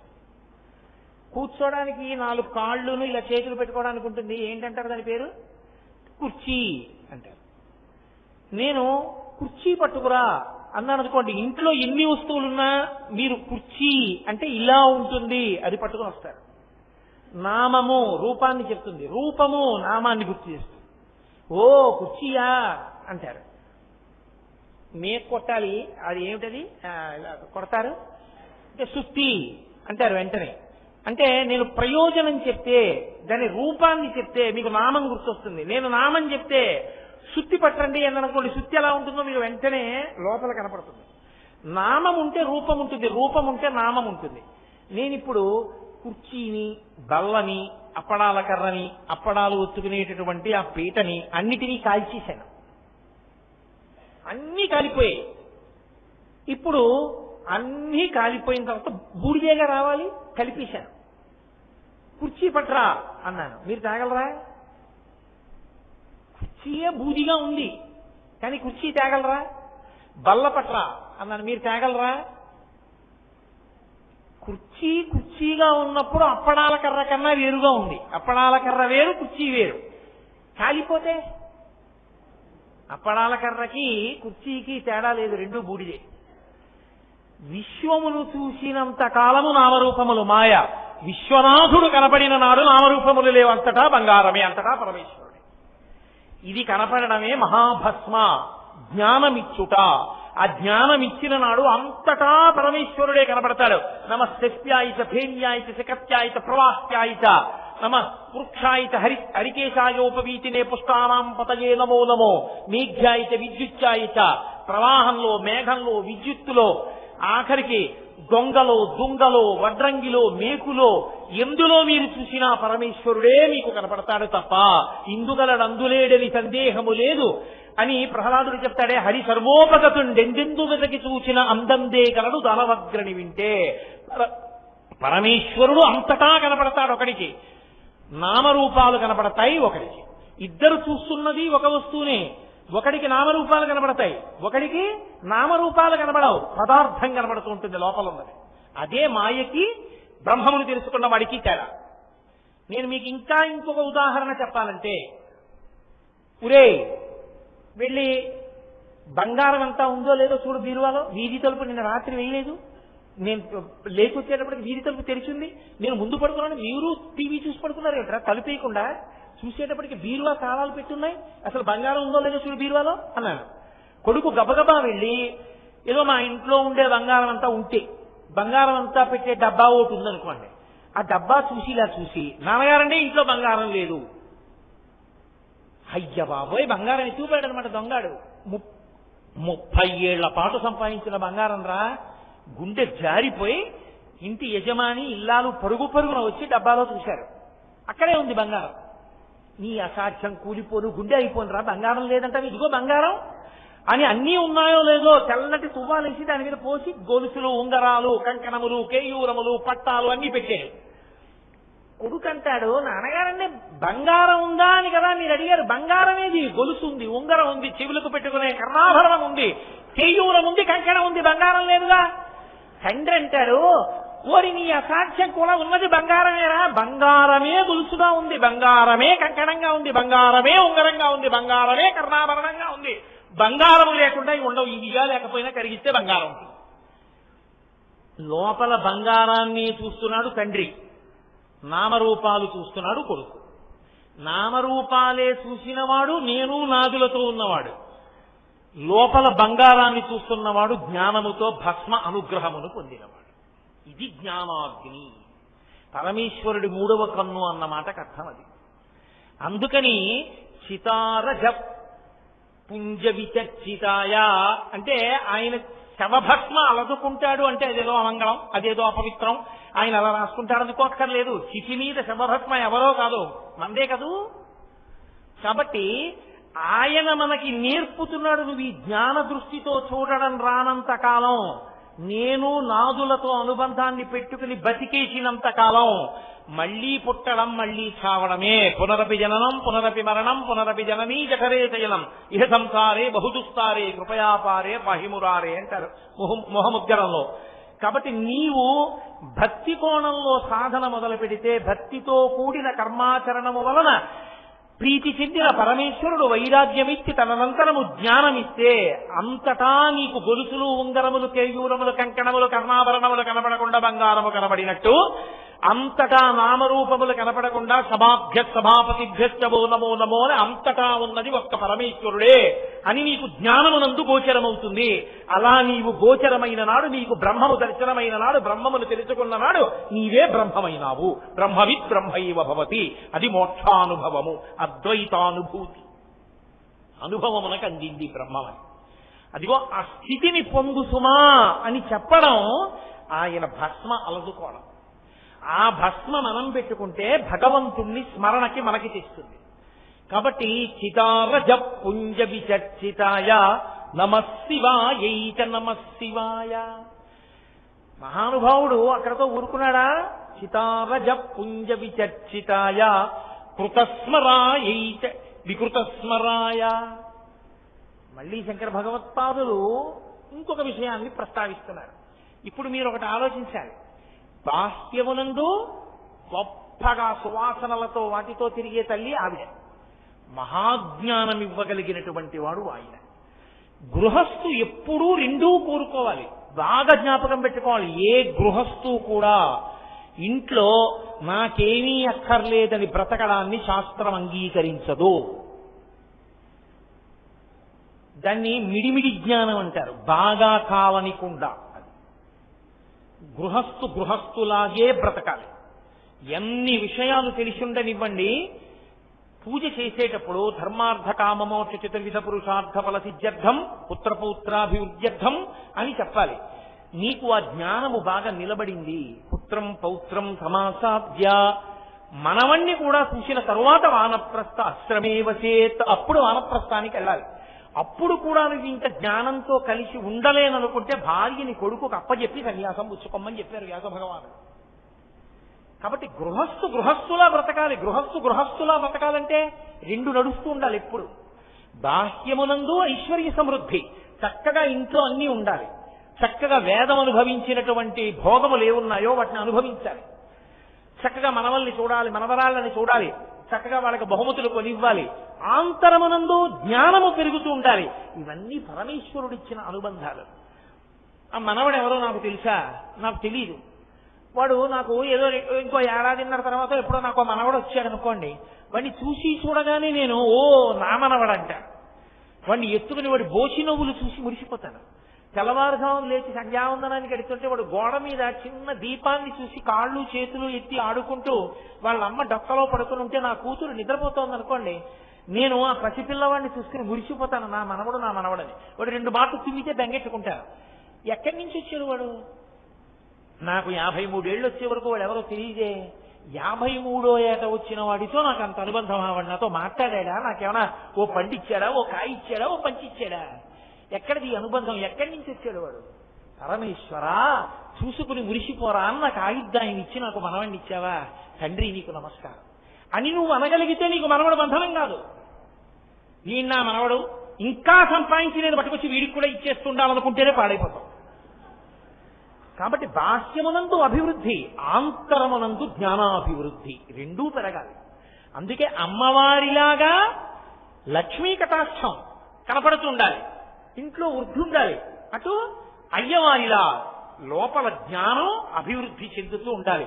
పండవలసిన పండు పండకుండా అలాగే ఉండిపోయింది అనుకోండి దోరగాను, ఇది ఎంతకీ పండట్లేదేమిట్రా, దీంట్లోకి పురుగులు ఏమైనా దూరి పాడు చేసేయేమో అందుకే ఇది పండట్లేదంటాం. పండిపోయిందనుకోండి ఏదైనా అందం ఉంటుంది. పండిపోయిందని గుర్తు ఏమిటంటే ఇంకా పట్టుకుని ఉండదు. పువ్వుగా, పిండెగా, కాయగా పట్టుకుంటుంది, పండుగా విడి కింద పడిపోతుంది. పండిపోయాడంటారు. అందుకే మన వాళ్ళు పంటలు వెయ్యండి అంటారు ఆడుకునేటప్పుడు. పరమపద సోపాన పటం ఆడితే పండిపోయాడండి అంటారు. ఆయనకేమండి మహానుభావుడు పండు అంటారు. ఆయన పండిపోయారండి అంటారు. పంట పండు. పండు అంటే ఆయన పట్టుకోవలసిన నాళ్ళు పట్టుకున్నాడు, ఎప్పుడు విడిచిపెట్టాలో అప్పుడు విడిచిపెట్టేశాడు. అందుకే పట్టు విడుపు తెలియాలండి అంటారు. తప్ప అదే పనిగా పట్టు కూర్చుంటే పట్టుకోవలసిన దాన్ని వదిలిపెట్టేసుకుంటాం. ఏది పట్టుకోవాలో దాన్ని పట్టుకుని పట్టుకోవలసిన దానికోసం పట్టుకున్న దాన్ని వదిలిపెట్టి దాన్ని పట్టుకున్నవాడు పట్టుకోవలసిన దాన్ని పట్టుకుని పట్టుకోవలసిన దాంట్లోకి చేరిపోతాడు. అది పండిపోవడం. పండిపోయినది జారిపోవాలి. ఆ పండు అర్ధంతరంగా పండిపోకూడదు, అది ఉడికిపోయిందంటారు. అది గృహస్థాశ్రమంలో ఉండి ఇంకా మనవడు పుట్టకముందే వెర్రి ఆలోచనలు పుట్టాయనుకోండి, అది ఉడుకు పండు. అది సరిగా పరిపక్వతకి రావా. అది మంచి సువాసనతో ఉండదు. అది తాగుతున్నప్పుడు తీపి ఉండదు, పుల్ల పుల్లగా ఉంటుంది, గడ్డలుగా ఉంటుంది. బాగా ముగ్గి పండి నేల మీద పడింది అనుకోండి, దాన్ని మీరు ఇలా ఎత్తి పట్టుకుంటే చాలు చేతిలోకి రసం కారిపోతుంటుంది. దాన్ని ఇలా జుర్రుకుంటే చాలు అపారమైన మాధుర్యంగా ఉంటుంది. లోపల గట్టిగా ఉన్నది రంగు మారిపోయి పండిపోయినప్పుడు ఏదైనా ఒకటే రంగు పచ్చగా అయిపోతుంది, ఎర్రగా అయిపోతుంది. అయిపోయి పండిపోయింది అంటే అది వేపకాయ చేసేదేమో కానీ వేప పండైతే తీపి. ఏదైనా పండిపోతే తీయగా అయిపోతుంది. తీయగా అయిపోయింది, పండులా అయిపోయింది అంటే ముచికని విడిచిపెట్టడానికి సిద్ధపడింది. ఇది ఆంతరమునందు వృద్ధి, అది బాహ్యమునందు వృద్ధి. రెండు ఉండాలి గృహస్థుకి. ఈ రెండు ఉండాలంటే ఈ రెండు ఉండేటట్టుగా చూపిస్తున్నారు శంకరాచార్యుల వారు. అది జగద్గురువుల ప్రతిభ. అందుకని మహానుభావుడు ఇటుపక్క కస్తూరికా కుంకుమ చర్చితాయై, అటు చితారజ పుంజ విచర్చితాయ కృతస్మరాయై వికృతస్మరాయ. వాళ్ళిద్దరి యొక్క గొప్పతనం ఏమిటో చెప్తున్నారు. అమ్మవారు ఏం చేసింది? కృతస్మరాయై, మన్మధుణ్ణి బ్రతికించింది. బ్రతికించింది అన్న మాటకు అర్థం పుట్టించింది కాదుగా. బ్రతికించింది అంటే అంతకుముందు పుట్టాడు, పుట్టి చచ్చిపోయాడని గుర్తు కదా. అప్పుడే కదా మళ్ళీ బ్రతికించడం అన్న మాట వస్తుంది. బ్రతికి అంతకుముందు పుట్టి పెరిగి బ్రతికుండి చచ్చిపోయాడు అనుకోండి, అప్పుడు బ్రతికించడం అన్న మాట వస్తుంది. లేకపోతే ఇప్పుడే కొత్తగా లోకంలోకి వస్తుంది అనుకోండి, సృష్టించింది అంటారు. శంకరాచార్యులు వారు సృష్టించింది అమ్మవారం లేదు, కృతస్మరాయై, బ్రతికించింది ఆవిడన్నారు. అందున శంకర భగవత్పాదులు ఎక్కడైనా ఒక మాట వాడారనుకోండి, మీరు అక్షరం మార్చలేరు. మన్మధుడికి బోలెడన్ని పేర్లున్నాయి. ఎన్ని పేర్లున్నాయో, మనసిజుడు, మన్మధుడు, పుష్పబాణుడు, ఎన్నో పేర్లు. ఇక్కడ ఆయన ఏం వాళ్ళ స్మరాయై అన్న మాట వేశారు, స్మరుడు అన్నారు. స్మరుడు అన్న మాటకు అర్థం ఏమిటో తెలుసా అండి? త్వర కల్పిస్తాడు ఆయన, తొందర పెడతాడు. ఇంకా ఏ విషయం మీద దృష్టి నిలబడదు. ఎంతసేపు ఏది కోరుకున్నాడో దాని మీదే దృష్టి ఉండి తొందరగా దాన్ని అనుభవించాలన్న కోరిక కల్పించినటువంటి శక్తికే స్మరుడని పేరు. స్మరణల రూపంలో తొందర పెట్టేస్తాడు, కాముకులను తొందర పెడతాడు. అది స్మరుడు అంటారు. అప్పుడు ఆ స్మరుడు చచ్చిపోయాడు ఒకప్పుడు. ఎవరి చేతిలో? ఆవిడ భర్త చేతిలోనే. పరమశివుడే చంపేశాడు. ఎప్పుడూ నేను చెప్పక్కర్లేదు, మీ అందరికీ తెలుసు. ఆయన తపస్సు చేసుకుంటున్నాడు, ఆవిడ దాక్షాయిణిగా శరీరాన్ని విడిచిపెట్టి హైమవతిగా పుట్టింది, హిమవత్ పుత్రికగా. ఆమె ఆయనకి సపర్య చేస్తోంది. వాళ్ళిద్దరికీ కొడుకు పుడితే తప్ప తారకాసుర సంహారం అవ్వదు. అందుకని తొందరపడి దేవేంద్రుడు ప్రేరేపించాడు కదా అని మన్మధుడు వచ్చి బాణాన్ని ప్రయోగించి పరమశివుడికి కామోద్దీపనం చేద్దామనుకున్నాడు. మొదటి బాణం పడగానే ఆయనకు అనుమానం వచ్చింది, ఎవడు రా నా మీద బాణం వేసిన వాడు. వెంటనే ఆయన మూడవ కన్ను తెరిచారు. భుగభుగమను పెరుమంటలు భగభగమని మండనంత బ్రహ్మాండంబుల్ దిగులున తెగిమరుపై చిచ్చు కన్ను దేవుడు విచ్చన్నంటారు వీరభద్ర విజయంలో పోతన గారు. ఆ మూడో కన్ను విప్పేటప్పటికి భుగభుగమను పెరుమంటలు భగభగమని మండనంత బ్రహ్మాండంబుల్ దిగులున అంత దిగులు పొందే లోకాలన్నీ భగభగమంటూ ఆ మంటలు పైకొచ్చి మన్మధుడిని కాలిస్తే బూది కింద పడిపోయింది, బూడిదై పడిపోయాడు. ఇప్పుడు మన్మధుడు చనిపోయాడు. మన్మధుడు చనిపోతే లోకంలో మన్మధుడు లేడు. మన్మధుడు లేకపోతే బాణం వేసేవాళ్ళు లేరు. మన్మథ బాణములను 5 ఉంటాయి. ఆ 5 పుష్పబాణములు, ఆ 5 పుష్పబాణములు వేస్తే కామోద్రేకం కలుగుతుంది. పురుషుడికి స్త్రీ యందు, స్త్రీకి పురుషుని యందు. దాని వలన ప్రత్యుత్పత్తి కలుగుతుంది, సంతానోత్పత్తి జరుగుతుంది. ఇప్పుడు మన్మధుడు లేడు కాబట్టి సమస్త ప్రాణుల యందు కామవికారం ఆగిపోయింది. మనుష్యులే కాదు, సమస్త ప్రాణులకు కామవికారం లేదు. అందరూ హాయిగా పరమ సంతోషంగా తృప్తిగా ఉన్నారు తప్ప ఎవరి మనసులలోనూ ఆందోళన లేదు, తొందర లేదు, ఏదో పొందాలన్న కోరిక లేదు. అలా ఉన్నారు. ఇప్పుడు అమ్మవారు ఏం చేసిందంటే మన్మధుడిని బతికించి, ఇది కృతస్మరాయై, అమ్మా నువ్వు బతికించావు. వికృతస్మరాయ, బతికించాక చంపలేదు, ఆయన చంపాక నువ్వు బతికించావు. శంకరుడు చెప్పడంలో మాత్రం నువ్వు బ్రతికించిన దానివి, ఆయన చంపినవాడు అన్నారు. ఇప్పుడు మీకు ఇది మామూలుగా బయట చూస్తే ఏమనిపిస్తుందంటే, ఏమంటే శివుడే మేలు చేశాడు మనకి, అమ్మవారే ఇబ్బంది పెట్టిందండి అంటారు కాదు. నిజంగా అమ్మవారు మన్మధుడిని బతికించలేదు అనుకోండి, మనందరం యోగులం, పెద్ద పెద్ద స్వామీజీలం అయిపోదాం కాదు. అసలు ఎవ్వరికీ కామోద్రేకం అన్నది లేదు, హాయిగా ప్రశాంతంగా ఉంటాం. అమ్మవారు మన్మధుడిని బతికించబట్టి ఆయన తీసుకొచ్చి ఆ బాణాలు బట్టి లేనిపోల అల్లరంతా బయలుదేరింది. కాబట్టి ఎందుకు ఆవిడ బతికించడం? అలా బ్రతికించకపోతే హాయిగా ఉంటుందిగా. అంటే ఆవిడ బ్రతికించడానికి ఒక కారణం ఉంది, ఆయన చంపడానికి ఒక కారణం. ఆయన చంపినప్పుడు ఈవిడ బ్రతికించింది అనుకోండి, ఏమనాలి పరమశివుడు? అంటే నే చంపేవాడిని నువ్వు బతికించేదానివి అనమాట. అంటే నే చేసిన పనుల్ని నువ్వు దిద్దుతూ ఉంటావు అనమాట. అంటే నే చేతకాని వాడిని, నేను కోపం వచ్చి తప్పు పనులు చేస్తుంటాను, నువ్వు దిద్దుతుంటావు. అని దెబ్బలాడద్దు పార్వతీదేవిని. మరి ఎక్కడ దెబ్బలాడినట్టుందా పురాణంలో? ఎక్కడ లేదు. ఈయన చంపేశాడు, ఆవిడ బతికించేసింది, ఇద్దరు సంతోషంగా ఉన్నారు.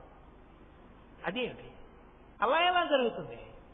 ఇది మిమ్మల్ని ఆలోచించమని శంకరాచార్యుల వారి యొక్క ప్రతిపాదన.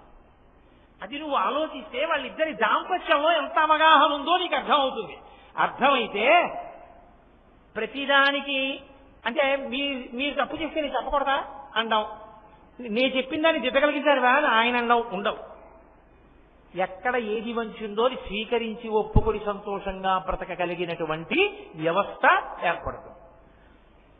ఆయన ఎందుకు చంపాడు అంటే పరదేవతయందు పరమేశ్వరుడికి ఎప్పుడైనా కామము కలిగితే అది లౌకికమైన కామము కాదు, అది కేవలముగా స్త్రీ పురుషుల మధ్య కలిగే కామము వంటి కామము కాదు. ఆయనే తన శరీరంలో సగాన్ని స్త్రీగా ప్రకటనం చేశాడు అర్ధనారీశ్వర స్వరూపంలో. అయినప్పుడు ఇప్పుడు కొత్తగా ఆయనకి కామం ఎందుకు కలుగుతుంది? నాకు 2 జేబులు ఉన్నాయనుకోండి, ఏదో ఈ లాల్చీకి 2 జేబులు ఉన్నాయి. ఈ జేబులోంచి 10 రూపాయలు తీసి ఈ జేబులో పెట్టుకుని 10 రూపాయలు వచ్చిందండో అంటానా? ఈ జేబులో ఉన్నా నాది, ఈ జేబులో ఉన్నా నాది.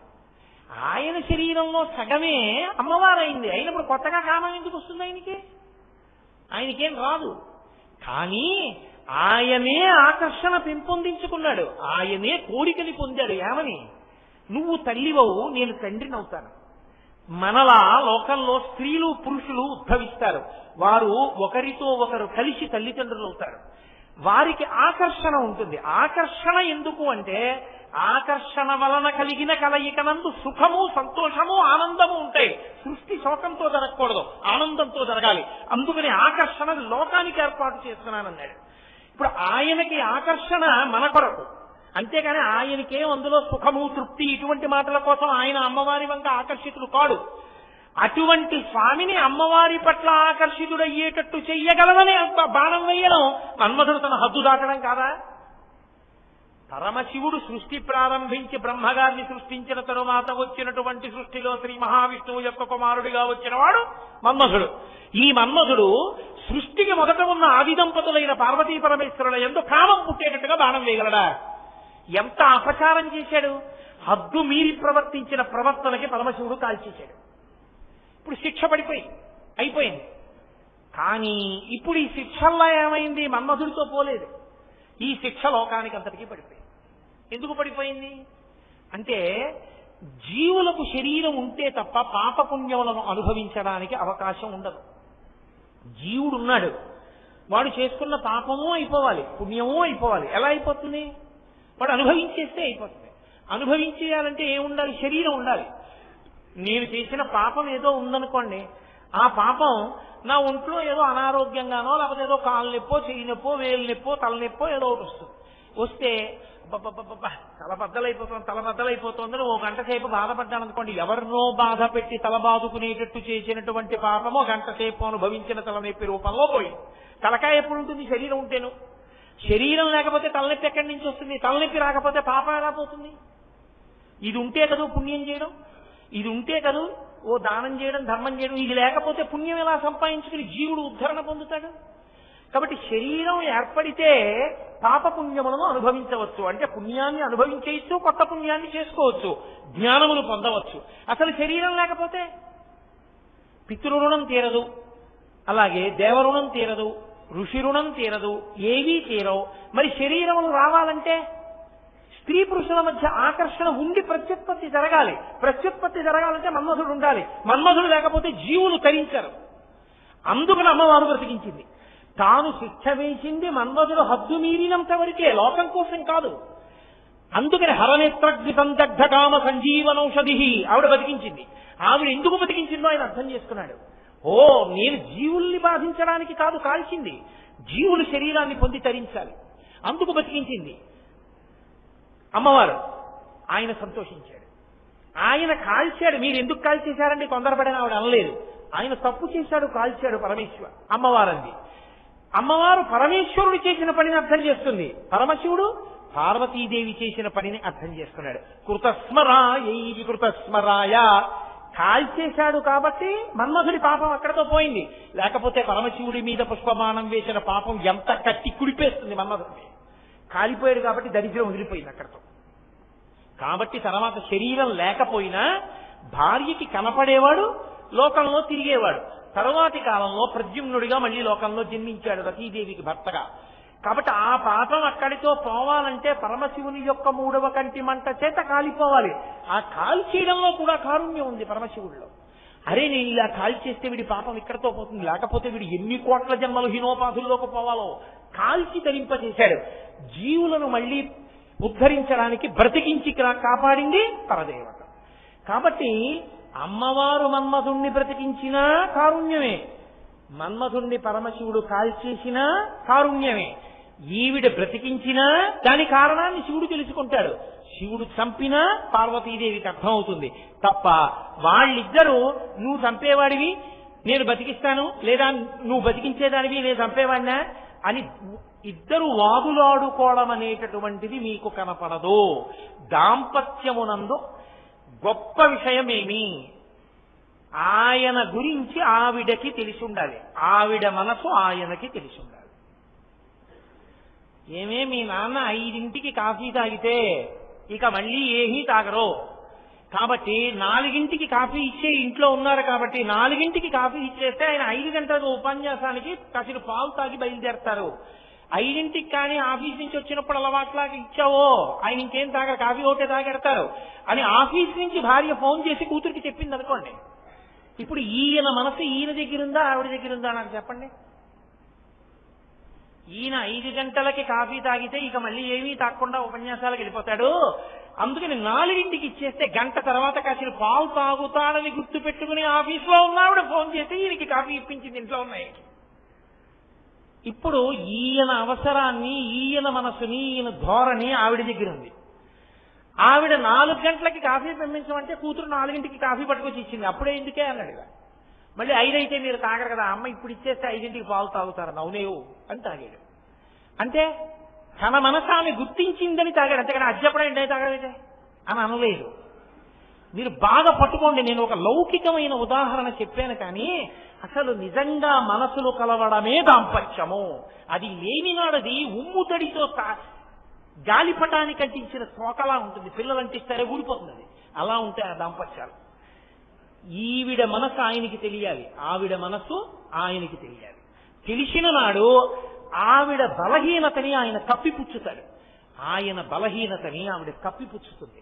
కప్పిపుచ్చి ఒందరులు కలిసి సంతోషంగా జీవనాన్ని చేస్తారు తప్ప ఆవిడ లోపాలను ఆయన వెతికి ఆయన లోపాలను ఆవిడ వెతికిందనుకోండి అది దాంపత్యం కాదు, అది అసహ్యం. అలా ఎన్నాళ్ళు చెప్పుకుంటావు బయటికి వెళ్ళి నేరాలు, ఎన్నాళ్ళు చెప్తావు? 40 సంవత్సరాలు వచ్చేసాయి నీకు. Are you not ashamed? నీ మీద భార్య నేరం చెప్తే నీకు సిగ్గే ఇట్లా? నీ భార్య మీద ఇంకొకరికి నేరం చెప్పి మా ఆవిడికి కొంచెం సలహా చెద్దురు అని చెప్పడానికి నువ్వు సిగ్గుపడద్దు? కడుపున పుట్టిన బిడ్డకి పోలియో వచ్చిందనుకోండి, తండ్రి బెంగ పెట్టుకుంటాడు. 1,00,000 దాద్దాం అనుకున్న తండ్రి 5 లక్షలు దాస్తాడు. అరే పోలియో పిల్లకి రేపు పొద్దున్న 5 లక్షలు ఇస్తే కాస్త మంచివాడు వస్తాడేమో, లేకపోతే 2 లక్షలు ఇచ్చినా ఎందుకైనా మంచిది, దాని పేరు మీద 3 లక్షలు ఉంచుదాం, పాపం పిల్ల అవుకు పిల్ల అని బెంగ పెట్టుకుంటాడు తప్ప ఇది పోలియోతో బాధపడుతున్నటువంటి పిల్ల అని ఈసడించి వీధిలోకి వెళ్ళి మా అమ్మాయికి పోలియో అంటే నా దరిద్రం అంటాడా? అనడు. ప్రేమ చేత తన కూతురుకున్న అవకరాన్ని తండ్రి కప్పేశాడు. నీ భార్య యందు బలహీనత ఉంటే భర్త సమర్థతతో కప్పాలి, భర్త యందు ఏదైనా కించిత్ దోషం ఉంటే భార్య తన ప్రేమ చేత కప్పాలి. అది దాంపత్యం. వీధిలోకి వెళ్లి నేరం చెప్పుకోవడం దరిద్రం. దాంపత్యం ఈ అవగాహన ఎంత గొప్పగా ఉండాలంటే, మన్మధుణ్ణి పరమశివుడు కాల్చేస్తే అమ్మవారు బతికిస్తే వాళ్ళిద్దరికి అర్థమైంది ఎవరు ఎందుకు కాల్చారో ఎవరు ఎందుకు బతికించారో. కాల్చాడని ఆవిడ సంతోషించింది, బతికించిందని ఆయన సంతోషించాడు. అది వాళ్ళ దాంపత్యం. నువ్వు కూడా అలా ఉండడం నేర్చుకో. ఇది శంకరాచార్యుల వారి ఉపదేశం. అందుకని కృతస్మరాయ వికృతస్మరాయ. ఒక ఆవిడ మన్మధుణ్ణి బ్రతికించింది, ఒక ఆయన మన్మధుణ్ణి కాల్చేశాడు. ఒక ఆయన అంటే పరమశివుడు భర్త కాల్చాడు, అమ్మవారు బ్రతికించింది. ఇది వాళ్ళిద్దరి దాంపత్యంలో ఉండేటటువంటి గొప్ప అవగాహన. అందుకే మీరు చూడండి, వాళ్ళిద్దరూ ఎప్పుడూ తల్లిదండ్రులుగా ఉంటారు. మీరు చూడండి, తల్లిదండ్రుల యందు ఒక లక్షణం ఉంటుంది. తండ్రికి బాధేసిందనుకోండి కొడుకు ప్రవర్తన గురించి, ఎంత కష్టపడ్డాను వాడి గురించి, రాత్రింబవళ్ళు కష్టపడి తీసుకొచ్చి రూపాయి కూడబెట్టి రేపు పొద్దున్న బ్యాంక్ లోన్ తీసుకుంటే మళ్ళీ వాడు ఉద్యోగం చేసుకుని కట్టుకోవాలని రూపాయి లోన్ పెట్టకుండా వాడిని అంత చదివించి వృద్ధిలోకి తెచ్చి ఉద్యోగం వేయించాను. మొన్నను మీ కంపెనీలో ఏమైనా బోనస్ ఇస్తారా అని అడిగాను. అబ్బాయి ఏమి ఇవ్వరు నాన్నగారు అన్నాడు. అన్న కాసేపటికే వాడి స్నేహితుడు వచ్చాడు. వచ్చి వీడు ఇంట్లో ఉండగా వీడు ఎదురుగుండానే, అదేంటి అంకుల్ మీకు బాబు ఏమైనా కొనిపెట్టారా, నేను మా నాన్నగారికి పంచెల షాపు అవి కొని పట్టుకెళ్ళాను, మాకు ఈ మధ్య బోనస్ ఇచ్చారు కదా, నువ్వేం కొన్నావురా మీ నాన్నగారికి అన్నాడు. వాడు కొడుకు ఏం మాట్లాడలేదు, తండ్రి ఏం మాట్లాడలేదు, ఇంటికి వచ్చేసాడు. కానీ తండ్రి ఎంత బాధపడతాడు. వాడికి బోనస్ వస్తే నేను అడుగుతానే, కానీ వాడు చెప్పలేదు నాకు బోనస్ వచ్చిందని, రాలేదని అబద్ధం ఆడాడు. అంటే వాడికి వస్తే నేను తీసుకుంటానా, తీసుకునేవాడిని అయితే వీడికి ఇంత ఖర్చు పెడతానా, ఎవరి కోసమే ఇదంతా, నేను పోయాక వాడికే ఇచ్చేస్తాను. కానీ వాడు మాట చెప్పడానికి దాచుకున్నాడు, చూసావా అంటాడు. భార్యతో చెప్పుకుంటాడు కష్టాన్ని. భార్య ఎవరికి చెప్పుకుంటుంది కష్టాన్ని? ఆయనకే చెప్పుకుంటుంది. ఇద్దరూ చెప్పుకున్నారు. నిజమే, ధూర్తుడు ఏమడి అర్థం ఎటువంటి పిల్లాడండి, అలాంటి పిల్లాడు మన కడుపును పుట్టడం మన దరిద్రం అండి నిజంగా. అలాంటి వాడిని 9 నెలలు మోసానండి అంది. అయిపోయింది, వారం రోజులైంది. కొడుక్కి పచ్చకామెరలు వచ్చాయి, హాస్పిటల్లో జాయిన్ చేశారు. మామయ్య గారు మిమ్మల్నే కలుస్తున్నారు, ఆయన తొందరగా రండి మామయ్య గారు అని కోడలు ఫోన్లో అంది. చూసే పిల్లాడికి కామెరలుట, నన్నే తలుస్తున్నట్టే, బయలుదేరిపోదాం అన్నాడు తండ్రి. ఆవిడండి ఏమన్నా మొన్న నన్ను చెప్పారు కదా కొడుకు మీద, ఎందుకండి వెళ్ళడం, వెళ్ళొద్దంటుందా అమ్మా అందో. కొట్టినా వాళ్లే, పెట్టినా వాళ్లే. కొట్టడం వాళ్ళ దగ్గరే ఉంటుంది, పెట్టడం వాళ్ళ దగ్గరే ఉంటుంది. ఎవరిలో? తల్లిదండ్రుల్లో. ఆ తల్లిదండ్రుల మధ్య ఉన్న అనుబంధం దాంపత్యం. తల్లిదండ్రులు అంటే అలా ఉంటారు లోకంలో, వాళ్ళిద్దరిది అదే ధోరణి. ఆ ధోరణే లోకానికి అంతటికీ వచ్చింది. అందుకే లోకం తప్పు చేసిందనుకోండి, ఆవిడ భర్తని రెచ్చగొట్టి దెబ్బ కొట్టిస్తుంది. నిరీశ్వర యాగం చేశాడు దక్ష ప్రజాపతి, అందరూ వెళ్లారు తగుదనమ్మా అని. ఆవిడ ఆయనకి కోపం తెప్పించాలని శరీరం వదిలిపెట్టింది. పరమశివుడు రుద్రుడయ్యాడు, వీరభద్రుడిని సృష్టించాడు. వీరభద్రుడు వచ్చి యాగంలో ఉన్న వాళ్ళందరినీ చితక్కొట్టేశాడు. ఆఖరికి దక్ష ప్రజాపతి యొక్క మెడ కూడా కోసేశాడు. అందరికీ దెబ్బలు తగిలాయి. కొంతకాలం అయిపోయింది, మళ్ళీ ఆవిడ హైమవతిగా జన్మించింది. మళ్ళీ పార్వతీ పరమేశ్వరుడు దంపతులు అయ్యారు. పరమశివుణ్ణి ఏం అడగలేదు ఎవ్వరు. వెళ్లి క్షీరసాగర మథనం చేశారు అమృతం కోసం. అమృతం పుట్టింది. ఇప్పుడు అమృతం పుట్టడానికి ముందు హాలాహలం పుట్టింది. అందరూ పరిగెత్తుకుంటూ కైలాసానికి వెళ్లారు. శని కైలాసముదొచ్చి శంకరుని వాసద్వారముంజేసి ఈశ్వరి దవ్వారుకు లడ్డుపట్ట తలమంతుందొచ్చి కుయ్యో మొర్రో విను మాలింపము చిత్తగింపము దయం వీక్షింపమన్ సంభుజాననముక్కల్ కని రక్తరక్షణ కళా సంరంభురించెంబుని. ఆ కైలాసానికి వెళ్లి తల్లిదండ్రులు మీరే రక్షించాలన్నారు. ఏమండి వీళ్ళు ఇంతకు ముందు నిరీశ్వర యాగం చేశారు కదా, దక్షయజ్ఞం చేశారు కదా, మీకు హవిస్సు కూడా ఇవ్వనన్నారు కదా, అప్పుడు వీళ్ళందరూ తగుదనమ్మా అని వీళ్ళు హవిస్సు పుచ్చుకున్నారు కదా, ఇప్పుడు మంచి పని అయింది, హాలాహలం వచ్చింది, మీరు వెళ్ళకండి అంది ఆవిడ. అనలేదు. పిల్లలండి రక్షించండి. ఆయన ఏం చేశాడు? గబగబా వెళ్ళి హాలాహలం పుచ్చుకుని నోట్లో పెట్టుకుని మింగితే కడుపులో ఉన్న లోకాలు పోతాయి, వదిలితే పై లోకాలు పోతాయి. ఊర్ధ్వలోకాలు అధోలోకాలు పోకుండా ఉదరము లోకంబులకును సదనంబకు పెరిగి శివుడు చటుల విషగ్నిన్ కుదురూపుల కంఠ బిలమున పదిలంబుగా నిలిపే సుష్పఫలరసము ప్రియం. కడుపులోకి తీసుకోకుండా కంఠంలో పెట్టుకుని చల్లని శంకరుడు నల్లటి మత్సని పొంది నీలకంఠ, గరణకంఠ, శ్రీకంఠ అని పేరు పొందాడు. ఆనాడు పరమశివుణ్ణి రెచ్చగొట్టి రుద్రుణ్ణి చేసి దెబ్బ కొట్టించినా అమ్మవారే. మళ్లీ పిల్లలు ఇబ్బందిలో ఉన్నప్పుడు ఆయనకి గతం గుర్తు చేయకుండా వెళ్లి రక్షించండి అని పంపించి రక్షింపచేసినా అమ్మవారే. తల్లిదండ్రులంటే బిడ్డల్ని రక్షిస్తుంటారు. ఎప్పుడు ఒక దెబ్బ కొట్టడంలోనూ ప్రేమే ఉంటుంది, వాళ్ళకి పెట్టడంలోనూ ప్రేమే ఉంటుంది తప్ప కొట్టడంలో క్రౌర్యం, పెట్టడంలో ప్రేమ తల్లిదండ్రుల యందు ఉండవు. ఇంకెవరి ఎందైనా ఉంటాయేమో. కొట్టేటప్పుడు కూడా ప్రేమతోనే కొడతారు, వీడు బాగుపడాలని కొడతారు. పెట్టినప్పుడు కూడా వీడికి జీర్ణం అవ్వాలని పెడతారు. అందుకే 10 మంది ఉంటే పెట్టరు, ఎక్కడ దృష్టి తగులుతుందో అని అమ్మ కొంగు చాట్న పెడుతుంది. లేకపోతే ఇలా అలా ఏదో మాట చెప్పి ఓ గదిలోకి తీసుకెళ్లి వాడిని అక్కడ కూర్చొని అని చెప్పి తలిపేసేస్తుంది. ఎక్కడ దృష్టి తగిలేస్తుందో అని బెంగ. పెట్టడంలో ప్రేమ, కొట్టడంలో ప్రేమ. కొట్టేటప్పుడు కూడా చేతి అది గోపకి తగలకుండా చంప మీద కొడుతుంది, ఎందుకంటే చెవికి తగిలితే కొడుకు ఏమవుతుందో అని. కోపంలో కూడా ప్రేమ. ప్రేమ కోపము విడదీయబడి కోపం ఉండదు తల్లి యందు తండ్రి యందు. అంత ప్రేమైక మూర్తులై ఉంటారు. బిడ్డల యందు దాంపత్యం అంత ప్రేమగా పరిణమిస్తుంది. అందుకే ఆది దంపతులైన వాళ్ళిద్దరి ప్రేమ లోకం పట్ల ఎలా ఉంటుందో ప్రతి కుటుంబంలో తల్లిదండ్రుల ప్రేమ బిడ్డల మీద అలాగే ఉంటుంది. అది అలా ధారగా వెడుతుంటుంది. కాబట్టి ఆ అవగాహన ఉంది. ఆ అవగాహనయే ఇంటికి లక్ష్మీ కటాక్షం.